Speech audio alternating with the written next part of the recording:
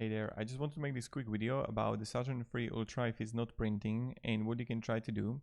So I just found this like a comment here, clean the resin tank and re-level it, refer to, and there is this video. I'm going to link it down below in the description.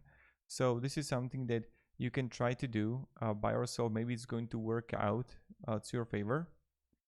And then you're gonna also how to level the bed. So these are the two things that you can try. Maybe it's going to help with the printing. But then there is also this comment. And like, are they the same models, same orientation? So every single time I have failed print, it was either not enough support, some sort of sanction effect happening, change resin, using more viscous resin but not compensating for the viscosity in the settings, or I need a new film. Every time I clean the bed, I level just in case.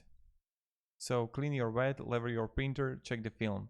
So these are the things that you can try to do. I'm going to also share with you this comment down below in the description also. Try it out. Maybe this video is going to be helpful, maybe not. Just these things you can try to do.